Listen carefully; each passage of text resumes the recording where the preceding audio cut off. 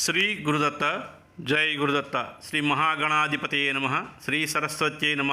శ్రీపాదవల్లభాయ నమ. ఆధ్యాత్మిక బంధువులు అంతమందికి కృతజ్ఞతాపూర్వక అభివందనాలు తెలియజేసుకుంటూ ఇవాళ భగవద్గీత 5వ అధ్యాయంలో 20వ శ్లోకం నుంచి చివరి భాగం వరకు మనం స్మరణం చేసుకుందాం. ముందుగా హరే కృష్ణ కృష్ణ కృష్ణ హరే హరే, హరే రామ రామ రామ హరే హరే. 20వ శ్లోకం ఏమిటి అంటే, నా ప్రహృష్యేత్ ప్రియం ప్రాప్య నో ద్విజే ప్రాప్య నో ద్విజే ప్రాప్య చ ప్రియం, నో ద్విజేత్ ప్రాప్య చ ప్రియం. అంటే ఇక్కడ ప్రాప్య చ అప్రియం అని వస్తుంది. నో ద్విజేత్ ప్రాప్య, ద్విజేత్, నో ద్విజేత్ ప్రాప్య చ అప్రియం. స్థిరబుద్ధి రసమూఢో, స్థిరబుద్ధి రసమూఢో బ్రహ్మవిద్ బ్రహ్మణి స్థితః. స్థిరబుద్ధి రసమూఢో, స్థిరబుద్ధి రసమూఢో బ్రహ్మవిద్ బ్రహ్మణి స్థితః. రెండోసారి చెప్తున్నాను. నా ప్రహృషేత్ ప్రియం, నా ప్రహృషేత్ ప్రియం ప్రాప్య నో ద్విజేత్ ప్రాప్య. నా చూడండి, నా ప్రహృష్యే, నా ప్రహృష్యేత్ ప్రియం ప్రాప్య నో ద్విజేత్ ప్రాప్య చ అప్రియం. మామూలుగా చదువుకుని వెళ్ళిపోయేటప్పుడు నో ద్విజేత్ ప్రాప్య చ ప్రియం. స్థిరబుద్ధి రసమూఢో బ్రహ్మవిద్ బ్రహ్మణి స్థితః. ఇక్కడ సాధారణంగా మనకి ఏ పని చేసినా మానవుడికి దానివల్ల సుఖం రావచ్చు, దుఃఖం రావచ్చు, లేదా రెండూ కలిసి సగం సుఖం సగం దుఃఖం. అంటే ఉదాహరణకి ఒక లాటరీ కట్టాము. లాటరీ కడితే 5,000 రూపాయలు రావాలి. మొదటి బహుమతి 5,000 రూపాయలు అన్నాడు అనుకోండి. 10 రూపాయలు కడితే లాటరీ ప్రథమ బహుమతి 5,000 రూపాయలు అన్నాడు. 5,000 రూపాయలు కడితే చిట్ట చివరి బహుమతి ఎంతో అంటాడు. చిట్ట చివరి బహుమతి తగిలింది అనుకోండి. చిట్ట చివరి బహుమతి ఎంత? ఒక 500 రూపాయలు. మనం వీడు కట్టింది ఎంత? 10 రూపాయలు. 10 రూపాయలు కట్టిన దానికి 500 రూపాయలు వచ్చింది. అంటే అది మిశ్రమం. అంటే కొంత విచారం, కొంత సుఖం. అలాగా ఇక్కడ ఏమిటంటే, అదే బ్రహ్మజ్ఞానం కలిగిన వాడికి లాటరీ కాదు కదా, సమాజంలో ఏం జరుగుతున్నా వాటితో సంబంధం ఉండదు. ఆయనకి సాక్షాత్తు ఎల్లప్పుడూ కూడా తన హృదయంలో కావచ్చు, అంటే భౌతికంగా కావచ్చు, హృదయంలో కావచ్చు, ఏ పశుపక్షాదులను చూసినా, ఏ వస్తువును చూసినా, ఏ జడ పదార్థాన్ని చూసినా, పంచేంద్రియాలను చూసినా, ఆకాశాన్ని చూసినా, భూమిని చూసినా, నీటిని చూసినా, దేన్ని చూసినా ప్రతి దాంట్లోని పరమాత్ముడినే దర్శిస్తాడు. శ్రీకృష్ణ భగవంతుడే నాకు తప్ప నాకు ఇంకెవరూ లేదు అని చెప్పి తన భార్యలోని కానీ, పిల్లల్లో కానీ, ఏ పదార్థం భుజించే పదార్థంలో కానీ ఎక్కడ ఏది చూసినా కూడా శ్రీకృష్ణ పరమాత్మనే దర్శిస్తూ ఉంటాడు. బ్రహ్మజ్ఞానం పొందినవాడు. ఎటువంటి మోహంలో పడ్డు, మోహంలో కానీ మాయలో కానీ వీటిలో చిక్కుకొనడు. వాటికి సంబంధాలు తామరాక మీద నేటి బొట్టులో ఉంటూ ఉంటాడు. అయితే ఈ మాయా ప్రపంచంలో సుఖదుఖాలు వస్తూ ఉంటాయి, పోతూ ఉంటాయి. వాటికి మనం పొంగిపోవడం, బాధపడడం, మనం వీటి వల్ల కాలం వృధా అవుతుంది అని ఇక్కడ చెప్తున్నాడు. అయితే దీనికంతటికీ కూడా మూలమేమిటి? మన మనస్సు నిగ్రహించుకోకపోవడం వలన ఇవన్నీ జరుగుతూ ఉంటాయి. మనస్సును నిగ్రహించగలిగినటువంటి శక్తి కావాలంటే ఏమిటి చేయాలి? మొట్టమొదట సరి అయినటువంటి గురువు దగ్గరికి వెళ్ళాలి. మనస్సును ఎలా నిగ్రహించుకోవాలి అంటే దానికి కావలసినటువంటి ఒక శిక్షణ సమయం ఉంటుంది. నాయన, మనస్సు ఒక పట్టాను పట్టేది కాదు. అది మనసుని నిగ్రహించాలి అంటే, మనసుకి కళ్ళెం వేసి పట్టుకోవాలి అంటే సరి అయినటువంటి గురువు దగ్గరికి వెళితే అక్కడ కొన్ని సంవత్సరాల పాటు మనం సేవ చేయగలిగితే మనసుని ఎలా నిగ్రహించుకోగలగాలి అనే దాని మీద మన తాలూకా స్థాయిని బట్టి, మన తాలూకా ఓపిక, వినయం, మన తాలూకా మొట్టమొదటిది కావలసినటువంటిది ఏమిటి అంటే ఒకటి ఏమిటి? భక్తి. తర్వాత మనలో ఉండేటువంటిది ఏకాగ్రత ఎంత ఉన్నది, ఏకాగ్రత ఉన్నదా లేదా, స్థిరంగా ఉంటాడా ఉండడా, విశ్వాసంగా ఉంటాడా ఉండడా వీటన్నిటినీ కూడా పరీక్షించి అప్పుడు గురువు ఒక మంత్రాన్ని ఉపదేశిస్తాడు. ఆ మంత్రాన్ని మనం ఉపదేశం చేసుకున్నట్లయితే అప్పుడు ఎటువంటి మంత్రాన్ని ఉపదేశిస్తే వీడు స్థిరంగా ఉండగలుగుతాడు, వీడి బుద్ధి చపలం నుంచి చపల బుద్ధి నుంచి స్థిర బుద్ధికి ఎలా తీసుకురావాలి అని గురువు వెంటనే పరీక్షించి ఆ మంత్రాన్ని ఇచ్చి కొన్నాళ్ళు సాధన చేయరా నాయన అని చెప్పి పంపించి సాధన చేసి వచ్చిన తర్వాత అప్పట్లో ఉన్నటువంటి మెలకువలన్నీ కూడా ఆ శిష్యుడిలో గమనిస్తూ ఉంటాడు. అయితే ఇక్కడ మనకు ఒక సందేహం వస్తుంది. జీవన్ముక్తుడికి కర్మలు చేయవలసినటువంటి అవసరం, ఈ ఫలితాలు అనుభవించవలసిన అవసరం ఏముంటుంది అనుకుంటారు. మనకి ఈ శ్లోకంలో మోక్షం అనేది ఎక్కడో లేదు, ఇక్కడే ఈ జన్మలోనే వస్తుందని చెప్పుకున్నాం. ఈ జన్మలోనే మోక్షం కలిగిన మరణించేదాకా ఈ దేహం ఉంటుంది. దేహం ఉన్నప్పుడు ఆకలి, దాహం, ఎండ, చలి ఇవన్నీ ఉంటాయి, మనసుకు ఉంటుంది. అయితే బయట ప్రపంచంలో తిరుగుతూ ఉండాలి, వీటిని ఎవరు ఆపలేరు. జ్ఞాని కూడా దేశము కాలము వీటి ప్రభావానికి అతీతుడు కాడు. కాకపోతే జ్ఞానికి వీటి ప్రభావానికి లోను కాడు, అజ్ఞాని వీటి ప్రభావానికి లోను అవుతుంటాడు. జ్ఞానవంతుడైతే ఏది వచ్చినా కూడా ఆనందిస్తూ ఉంటాడు, దేన్ని పట్టించుకోడు. అజ్ఞాని ప్రతిదానికి స్పందిస్తూ ఉంటాడు, భావోద్వేగాలు పొందుతూ ఉంటాడు. ఇవి మనం తెలుసుకోవలసినటువంటిది. అయితే నేను నమ్మిందే నిజం, నేను నమ్మిందే సత్యం అని చెప్పి కొంతమంది మూఢులు వాళ్ళు వాదోపవాదాలు వితండవాదన చేస్తూ ఉంటారు. కాకపోతే ఆత్మజ్ఞానంలో ఈ మూఢత్వం మంచుకైనా కనిపించదు. అతని మనసు ఎప్పుడు నిర్మలంగా ఉంటుంది, వీటన్నిటికీ అతీతుడు, వీటినేవి పట్టించుకోడు. ఇదంతా ఎక్కడి నుంచి వస్తుందంటే ఆత్మజ్ఞానం వల్ల వస్తుంది. ఆత్మజ్ఞానం కలిగితే ఈ జన్మలోనే మనకి ఇక్కడ ముక్తి లభిస్తుంది. 2వ శ్లోకం, బాహ్య స్పర్శేష్వ సక్తాత్మ వింధ్యత్యాత్మని. చూడండి, వింధ్యత్యాత్మని యస్ సుఖం. రెండోసారి చదువుతున్నాను, మొదటి చరణం శ్లోకంలో. బాహ్యస్పర్శేస్వ సక్తాత్మ వింధ్యత్యాత్మని యస్ సుఖం.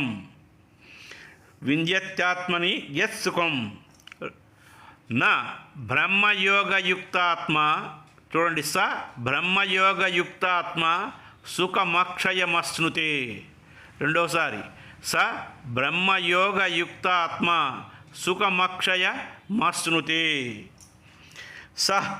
బ్రహ్మయోగయుక్తాత్మ సుఖం అక్షయం అశ్నుతే. మళ్ళీ రెండోసారి చదువుతున్నాను. బాహ్యస్పర్శేస్వసక్తాత్మ వింధ్యత్యాత్మని యస్ సుఖం. బ్రహ్మయోగయుక్తాత్మ సుఖమక్షయమశ్నుతే.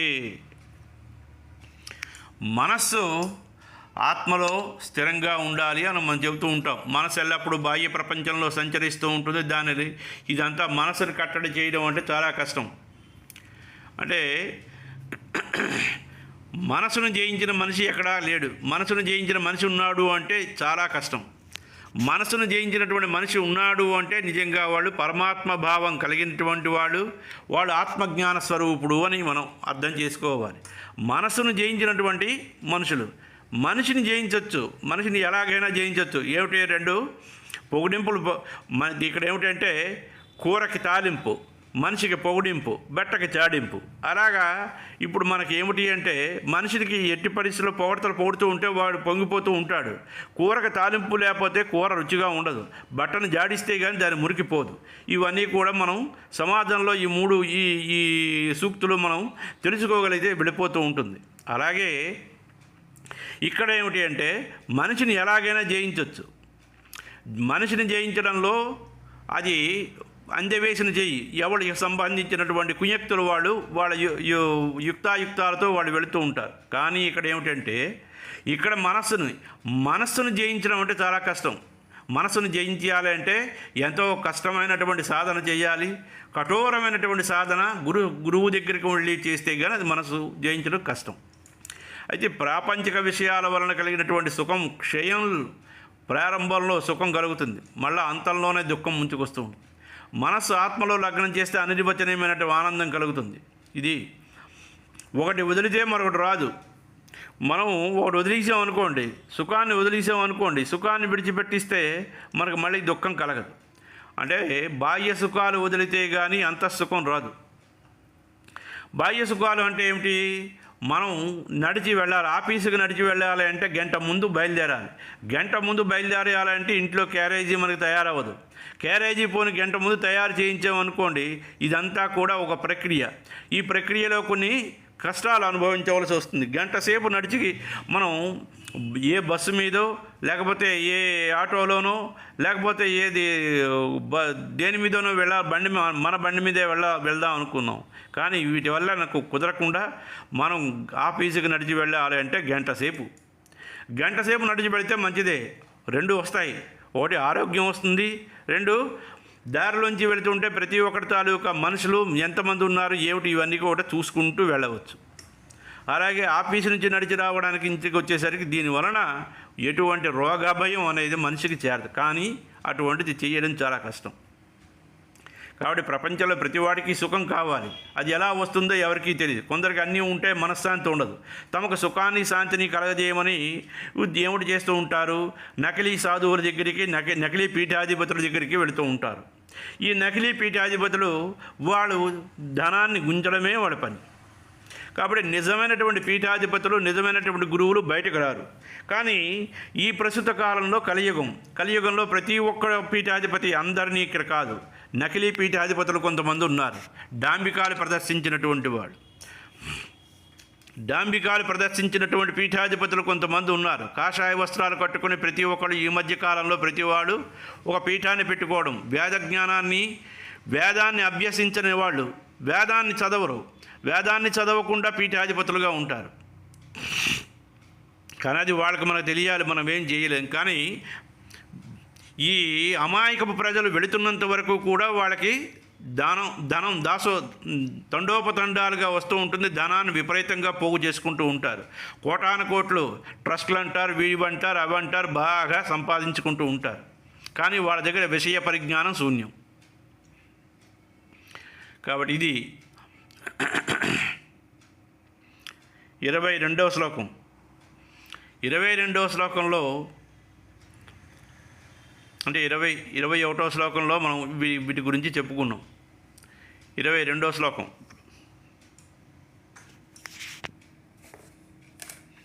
22వ శ్లోకంలో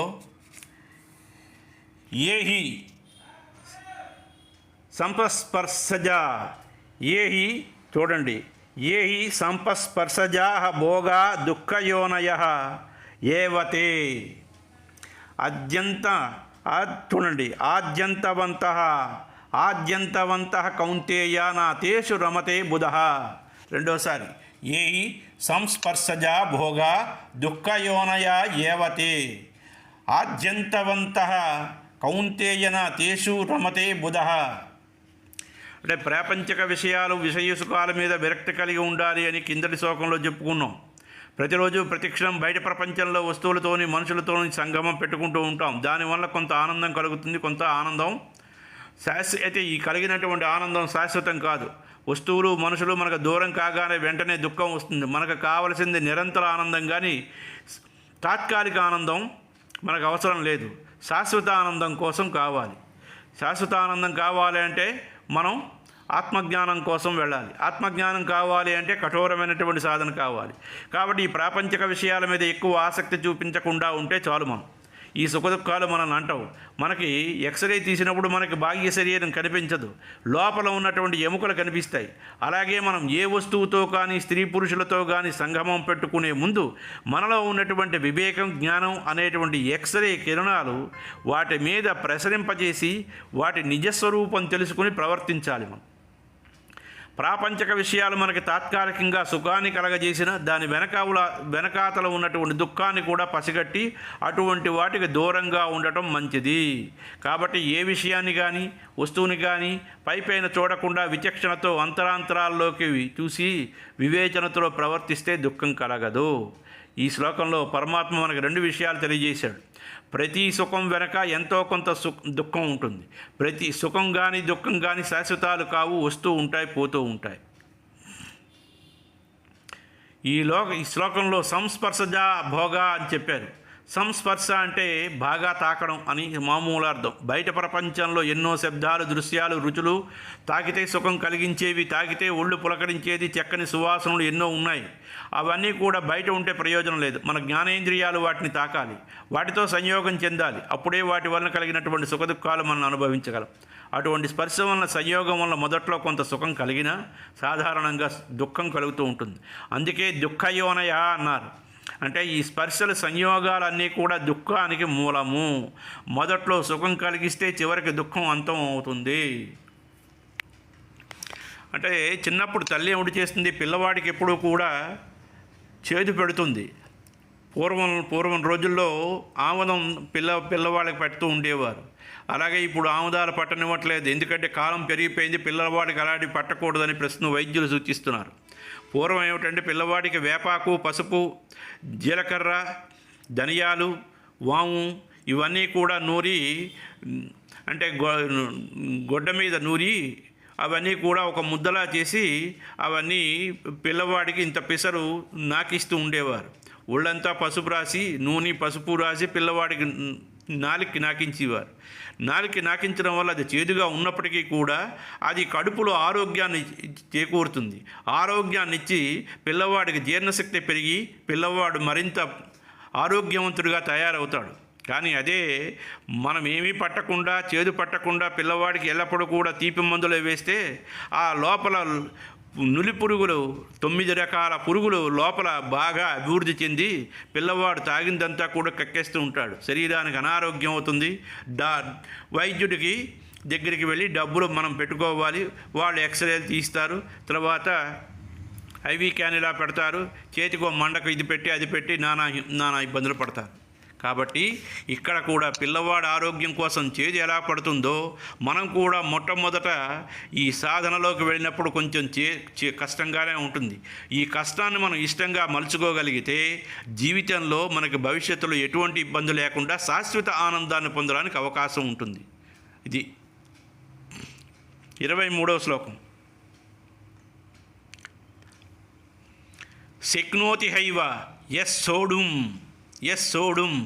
ప్రాక్చరీ రవిమోక్షణాత్ కామక్రోధద్భవం వేగం స యుక్త స సుఖీ నరః. రెండోసారి చూడండి. శక్నోతి హైవ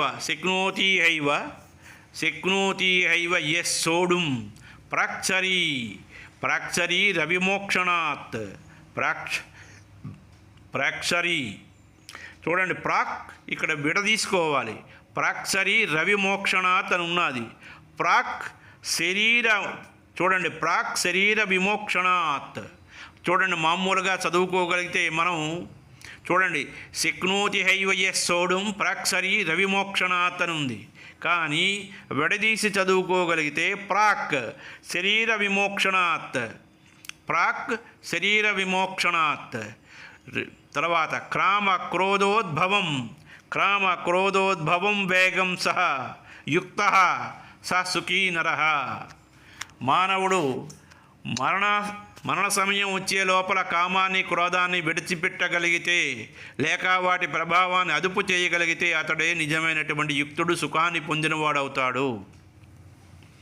ఇంతకు ముందు శ్లోకంలో మనం చెప్పుకున్నాం, మోక్షం ఎక్కడో లేదు, ఎప్పుడో రాదు, ఇప్పుడే మనం జన్మలోనే వస్తుంది. కానీ 50 సంవత్సరాలు 45-50 సంవత్సరాలు రాగానే గృహస్థాశ్రమం స్వీకరించడానికి మనం సిద్ధపడాలి. ఇక్కడ మనం అన్నింటినీ మనం బంద్ చేయాలి.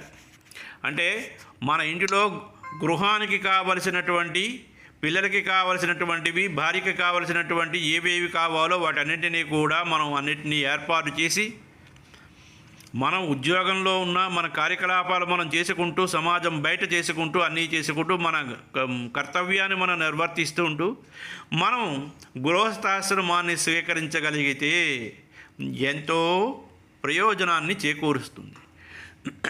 అది అయితే కామక్రోధాలు వీటి ప్రభావాన్ని మనమే ఎందుకు అదుపు చేయాలి? దేవుడు అదుపు చేయొచ్చు కదా. దేవుడు అదుపు చేయడు. ఇక్కడ మనం తినేటువంటి ఆహార పదార్థాల సాత్విక ఆహారాన్ని ఎల్లప్పుడూ తింటూ ఉంటూ భగవన్నామస్మరణ నాలుకేందు నామం నడయాడుతూ ఉంటే ఎటువంటి దురాలోచనలు, ఎటువంటి కీడు కలిగించినటువంటి ఆలోచనలు మనకు దరిచేరవు. మన కళతో చూస్తూ ఉంటాం, కొన్నిటువంటి చూడకూడనటువంటి చూడవలసినటువంటి పరిస్థితి దాపురిస్తూ ఉంటుంది. అవి కూడా మనకి అగ్ని పరీక్షలే. కానీ వాటిని మనం నియంత్రించుకోగలగాలి అంటే మనస్సును కట్టడి చేయాలి. మనస్సును కట్టడి చేయాలి అంటే దేనితో మనస్సును కట్టడి చేస్తావు? మననాత్ త్రాయతే ఇతి మంత్ర. ఏ మంత్రాన్ని అయితే మనం జపించుకుంటూ ఉంటామో ఆ మంత్రం ఈ మనస్సుని కొంతవరకు నియంత్రించగలుగుతుంది. కాబట్టి ఇది మనం చేసుకోవలసినటువంటి విషయం. 24వ శ్లోకం. యో అంతఃసుకో అంతరారామ. చూడండి, యో అంతఃసుకో అంతరారామ తదా అంతర్జ్యోతి ఏవ యః. యో చూడండి, యో అంతః సుఖో అంతరారామ తదా అంతర్జ్యోతిరేవ యః స యోగి బ్రహ్మ నిర్వాణం బ్రహ్మభూతో అధిగచ్చతి. రెండోసారి చెప్తున్నాను. యో అంతః సుఖో అంతరారామ, సుఖో అంతరారామ తదా అంతర్జ్యోతిరేవ యః. యో అంతః సుఖో అంతరారామ తదాంతర్జ్యోతిరేవ యః స యోగి బ్రహ్మ నిర్వాణం బ్రహ్మభూతో అధిగచ్చతి. ఎవడైతే ఈ తన ఆత్మలో తాను ఉంటూ ఆత్మసుఖాన్ని అనుభవిస్తూ ఆత్మలో సంచరిస్తూ ఉంటాడో అటువంటి యోగి బ్రహ్మ నిర్వాణం పొందుతాడు, తానే బ్రహ్మగా మారుతాడు. జీవితకాలం చాలా విలువైనది, దాన్ని మనం వృధా చేయకూడదు అని చెప్పినటువంటి పరమాత్మ ఆత్మసుఖం ఎలా ఉంటుందో, మోక్షం పొందడానికి మార్గం ఏమిటో ఈ శ్లోకంలో మనకి చెప్తున్నారు. ప్రయత్నం చేస్తే బ్రహ్మపదాన్ని అందరూ పొందగలం. కాకపోతే దానికి కఠోరమైనటువంటి సాధన చేయాలి. ఇంద్రియాలని, మనస్సుని నిగ్రహించాలి. మన చూపుని బయట వస్తువుల మీద కాకుండా లోపలికి మళ్లించాలి. మనస్సుని ఆత్మలో స్థిరంగా ఉంచాలి. మనం ప్రాపంచక విషయాలను ఎలా అనుభవిస్తామో అలాగే ఆత్మ సంయోగాన్ని అనుభవించాలి. ఇప్పుడు నేను చెప్పాను, ఇది ఇందాకలే చెప్పాను.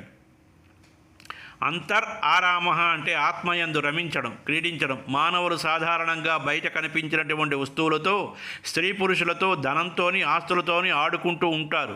వాటి ఎందే రమిస్తూ ఉంటారు. వాటి ఎందే లీనమై వాటిని పట్టుకుని వేలాడుతూ ఉంటారు. ఇవాళ నేను 40 ఎకరాలు కాదు 100 ఎకరాలు కూడబెట్టాలి, నా మనవలకి, ముని మనవలకి సరిపోవాలి అని చెప్పి ఒక యజమాని తాపత్రయపడుతూ ఉంటాడు. ఎంత తాపత్రయపడినా దానికోసం ఎంత కష్టపడి ఇక్కడివి అక్కడవి ఇక్కడ చెప్పుకుని ఎంత చేసినా ఇవన్నీ సంపాదించి చివరికి ఎవరికి ఇస్తావు? నీ వారసులకు ఇస్తావు. నీ వారసులకు ఇచ్చిన తర్వాత ఈ శ్వాస వెళ్ళిపోయిన తర్వాత నీ వారసులు నీ ఏమిటని పిలుస్తారు? శవము అంటారు. మన తాలూకా పేరు మారిపోతుంది. అంతవరకు ఏ ఎల్లయ్యో ఏ పుల్లయ్యో ఏదో ఒక ఈ శరీరానికి నామకరణం ఉంటుంది.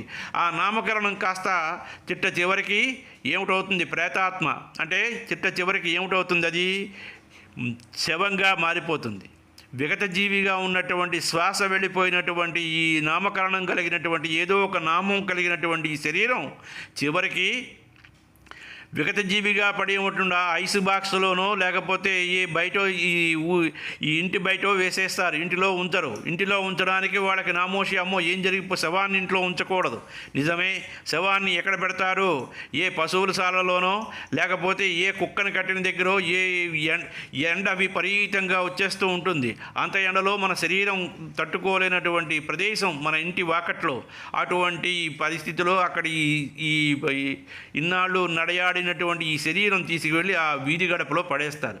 నలుగురు వచ్చి అక్కడ కూర్చుని గుమ్ముగూడి 2 కన్నీళ్లు కారుస్తూ ఉంటారు. అంతవరకు తిరిగినటువంటి ఈ మనిషి ఇది. కాబట్టి దీనికోసం మనం వెంపర్లాడే బదులు భగవత్ సాక్షాత్కారం కోసం, ఆత్మజ్ఞానం కోసం ఎల్లప్పుడూ భగవన్నామస్మరణ చేసుకోగలిగితే తప్పనిసరిగా మనస్సు మనలో కొంత రమిస్తుంది, కొంత నియంత్రిస్తుంది. ఇది 25వ శ్లోకం.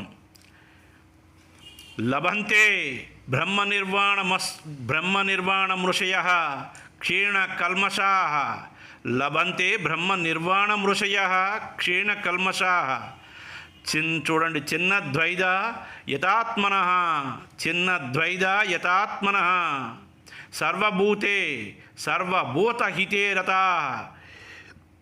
రెండోసారి లభంతే బ్రహ్మ నిర్వాణ మృషయ క్షీణ కల్మషా చిన్న ద్వైద యథాత్మన సర్వభూతహితే రతా. సాధారణంగా ఋషులు మునులు సాధకులు మోక్షం పొందుతారు అని మనం అనుకుంటూ ఉంటాం. ఋషులు అంటే ఎవడు అని మనల్ని మనం ప్రశ్న వేసుకుంటే, ఇంద్రియాలు మనస్సుని జయించి మనస్సుని ఆత్మలో లీనం చేసి శాశ్వత సుఖాలని మొత్తం అనుభవించేవాడే ఋషి. శాశ్వత సుఖాలు అంటే మనం బళ్ళ మీద తిరగడం, కప్పుకోవడం, వేడి నీటి స్నానం చేయడం, మనకి కావలసిన నాలుక రుచికరమైనటువంటి ఆహార పదార్థాలు తినడం అటువంటివి కావు. కాకపోతే నిరంతర ప్రయత్నం, కఠోరమైనటువంటి సాధన చేసి వాళ్ళు తయారయ్యారు, వాళ్ళు ఆ స్థితికి వెళ్ళారు. మనం పొట్టకూటికి ధనం సంపాదించడానికి, సుఖాలు అనుభవించడానికి ఉపయోగపడే చదువుల కోసం దాదాపు 22 సంవత్సరాల పాటు పడుతుంటాం. కనీసం అన్ని సంవత్సరాలు ఈ శాశ్వత సుఖం కోసం పాటుపడితే 30 ఏళ్ల నుంచి 50 ఏళ్లకు మనం కూడా ఋషిత్వాన్ని పొందవచ్చు. అందరూ అతన్ని పూజిస్తారు. దానికోసం సంసారం, భార్య, బిడ్డలని వదలవలసిన అవసరం లేదు. కాకపోతే ప్రాపంచిక విషయాల మీద ఆసక్తిని విడిచిపెట్టి దైవధ్యానంలో గడపాలి. ఈ సాధనకి కావలసినటువంటి ముడి సామగ్రి ముందు మనం సమకూర్చుకోవాలి. ఏమిటి ఆ ముడి సామగ్రి అంటే, వాటిలో మొట్టమొదటి పాపాలను పోగొట్టుకోవడం. ఈ జన్మలో కాకపోయినా పోయిన జన్మలో, గత జన్మలో చేసిన పాపాలు మన వెంట వస్తూనే ఉంటాయి. ఎందుకంటే అవి సంచిత ఆగామి కర్మలు. ఈ సంచిత ఆగామి ఈ కర్మలన్నీ కూడా మనం విడిచిపెట్టకుండా మనతో వస్తూ ఉంటాయి. కాబట్టి మనస్సు పాపంతో నిండి ఉంటే జ్ఞానం రాదు. వీటన్నింటి రెండో సందేహాలను విడిచిపెట్టాలి. ఇంద్రియ నిగ్రహం. భూతహితే రతః అంటే సకల భూతాలయందు, సకల ప్రాణులయందు దయ, అనుభూతి, ప్రేమ కలిగి ఉండాలి. మనకి భాగవతంలో ఒక శ్లోకం ఉన్నది. ఏమిటది? భగవంతుడి ముందు ఒక కోరిక కోరాడు ఒక భక్తుడు, నీ పాద కమల సేవయు. అది ఈ రోజుల్లో సాధ్యం కావడం లేదు. ఎందుకంటే గర్భగుడిలోకి వెళ్ళే అవకాశం ఎందుకు? ప్యాంటు షర్టుతో వెళతాం. ప్యాంటు షర్టుతో వెళితే మనల్ని రానివ్వరు. మనకేమిటి? మన సనాతన ధర్మం ప్రకారం ఓ లుంగీ కట్టుకుని మన శరీరం మీద ఏమీ లేకుండా ఒక తువ్వాలు గుడ్డ వేసుకుని వెళ్ళాలి. అలా వెళ్ళే సమయం మనకు లేదు. కాబట్టి ప్యాంటు షర్టుతో వెళితే దేవాలయాలు, అంతరాలయాల్లోకి రానివ్వరు. నీ పాదార్చకులతోడి నెయ్యమున్ అది కుదరడం లేదు. పాదార్చకులే అంటే మనం అక్కడ కూడా వెళ్ళడానికి అవకాశం లేదు. తర్వాతది నితాంత అపార భూతదేమును తాపసమంధారా నాకు దయసేయగదే అన్నాడు. అన్నిటికన్నా ఇది ముఖ్యం. ఒకళ్ళు ఇచ్చేది కాదు, ఇతరులు ఇస్తే తీసుకునేది కాదు. ఎవరికి వారు ఆచరించవలసినది. సాటి ప్రాణుల మీద దయ కలిగి ఉండాలి. సాటి మానవుడిని మనిషిగా చూడాలి. మనవుడిని, కొడుకుని ఎలాగో మనిషిగానే చూస్తాడు, అలాగే బయట వాళ్ళ పట్ల కూడా అలాగే అటువంటి ప్రేమతత్వాన్ని, అటువంటి ప్రేమతో ఉండమని. తమ భేదాలు ఉండకూడదు. అందరిలో కూడా పరమాత్మ స్వరూపుణ్ణి, ఆత్మస్వరూపుడుగా వెలుగుతుంటాడు. కాబట్టి అది గుర్తించి తెలుసుకోవాలి. ఎవరిని దూషించకూడదు, ద్వేషించకూడదు, అపకారాలు అసలు చేయకూడదు, అసత్య చేయకూడదు. తర్వాత పౌరుష పదజాలాలని ప్రయోగించకూడదు. అది మనం తెలుసుకోవలసినటువంటి విషయం. 26వ శ్లోకం. 26వ శ్లోకం ఏమిటి అంటే,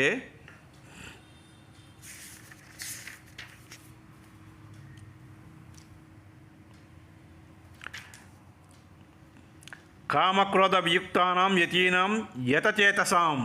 కామక్రోధ వియుక్తానాం యతీనాం యతచేతసాం అభితో బ్రహ్మనిర్వాణం వర్తతే విదితాత్మనాం. రెండోసారి చెప్తున్నాను.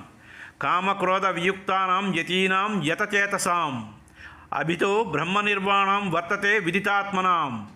మళ్ళీ రెండోసారి. కామక్రోధ వియుక్తానాం యతీనాం యతచేతసాం అభితో బ్రహ్మనిర్వాణం వర్తతే విదితాత్మనాం. అంటే ఇక్కడ ఏమిటి అంటే, కామాన్ని, క్రోధాన్ని ఎవడైతే విడిచిపెడతాడో, ఇంద్రియాన్ని మనసులో అదుపులో పెట్టుకుంటాడో, ఎవడైతే ఆత్మ గురించి ఆలోచిస్తూ ఉంటాడో అటువంటి యతులు అంటే సాధకులు బ్రహ్మ నిర్వాణం పొందడానికి ఎల్లప్పుడూ అర్హులు. కామం అంటే కోరికలను విడిచిపెట్టాలి, అవి తీరకపోతే వచ్చే కోపాన్ని విడిచిపెట్టాలి, మనస్సు ఇంద్రియాలని మన స్వాధీనంలో ఉంచాలి, ఆత్మతత్వం గురించి తెలుసుకోవాలి. ఈ 3 లక్షణాలు కలిగి ఉంటే మోక్షం మన వెంటే ఉంటుంది. ఈ 3 కష్టం, కానీ కష్టాన్ని ఇష్టంగా మలుచుకోవాలి. అది ఇక్కడ ఏమిటి అంటే యతీనాం అనే పదం అంటే పరమాత్మ. యతులు అంటే ప్రయత్నపూర్వకంగా సాధన చేసిన వాళ్ళు అని అర్థం.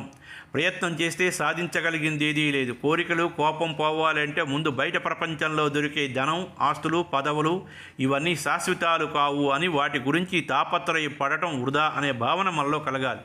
అప్పుడు వాటి మీద కోరికలు ఉండవు. కోరికలు లేకపోతే కోపం ఉండదు. రెండవది యతచేతసాం, స్థిరమైనటువంటి మనస్సు కలిగి ఉండాలి. అంటే మనస్సును అదుపులో పెట్టుకుని మనస్సుని స్థిరంగా ఉంచుకోవాలి. చపల బుద్ధి కాకుండా, చంచలంగా ఉండకుండా, క్షణం మనసును మార్చుకోకుండా స్థిరంగా ఉంచుకోవాలి. బుద్ధిని స్థిరంగా ఏకాగ్రతను అలవాటు చేసుకుంటే, త్రికరణ శుద్ధి అలవాటు చేసుకుంటే మనసులో ఉన్న మాట బయటకు చెప్పడం, చెప్పింది చేయడం. అంతేగాని మనసులో ఒకటి బయటకు ఒకటి మరొకటి మాట్లాడకూడదు. ముందు నంది వెనకాతల పంది అని ప్రస్తుతం ఉన్నటువంటిది. ముందు ఏమో ఓహో మీరంతటే వాళ్ళు లేరండి ఇంతనండి, వెనకాతల వెళ్ళగానే సరే వెంటనే ఓ దుడ్డుకర్ర తీసి వెంటనే అంటే దుడ్డుకర్ర అంతటి పౌరుషమైనటువంటి మాటలు ప్రయోగిస్తూ ఉంటారు. ముందు నంది వెనకాతల పంది అంటూ ఉంటారు. ఇటువంటి వాళ్ళు సమాజంలో చాలా ఎక్కువ మంది ఉన్నారు. వీళ్ళ పట్ల మనం తగు జాగ్రత్తగా ఉంటూ మనం ఎప్పుడు అందరితో కూడా నవ్వుతూ వెళ్ళిపోతూ ఉండాలి.